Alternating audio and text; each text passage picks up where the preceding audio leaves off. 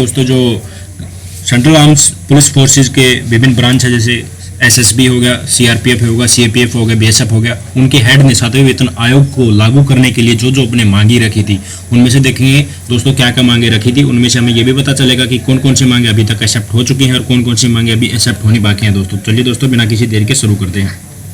पहली मांग है दोस्तों रिटायरमेंट बेनिफिट। उसमें जो लेटर लिखा गया था 7वें पे कमीशन को लागू करने के लिए, जो सीएपीएफ के जितने भी हेड उन्होंने कहा था कि जो रिटायरमेंट एज है उनके सभी कर्मचारियों के group A, group B, group C सभी कर्मचारियों के 57 साल से बढ़ाकर 60 साल तक कर दी जानी चाहिए, कमांडेंट की रैंक तक। दोस्तों अगला दोस्तों pension and family pension benefit. इसमें यह कहा गया था जो पेंशन जो है केंद्रीय कर्मचारी जो भी हैं उनसे रिलेटेड, उन जो भी पेंशन चाहते हैं उनकी पेंशन फिलहाल जो है उससे 50 से 65% तक बढ़ा दी जाए और फैमिली पेंशन जो फिलहाल है उससे 30 से 40% तक बढ़ा दिया जाए।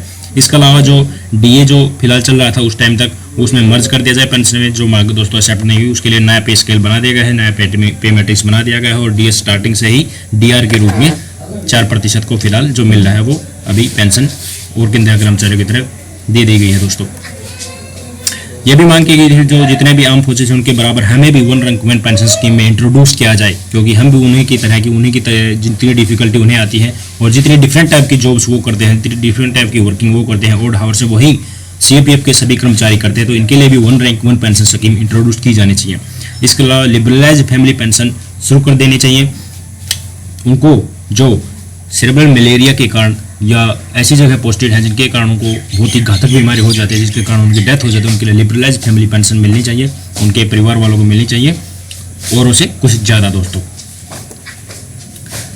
आगे दोस्तों फुल्ली डिसेबिलिटी पेंशन फॉर, अगर डिसेबिलिटी 50% से ऊपर हो जाती है तो सीएपीएफ को सभी कर्मचारियों को फुल्ली डिसेबिलिटी पेंशन देनी चाहिए। दोस्तों ये भी एक और मांग थी उनकी। डेथ कम रिटायरमेंट ग्रेचुइटी जो है 10 लाख से बढ़ाकर 20 लाख वो कर दी गई, फिलहाल ये मांग मान ली गई है। इसके अलावा रिस्टोरेशन ऑफ फुल पेंशन, जो पहले पेंशन स्कीम जो चल रही थी जो फिलहाल बंद कर दी गई है, उसी पेंशन को फिर से लागू कर दिया जाए और 12 साल कंप्लीट होते ही सर्विस के पेंशन शुरू कर देने चाहिए, जैसे पेंशन लागू होना चाहिए सीएपीएफ के सभी केंद्रीय कर्मचारियों को।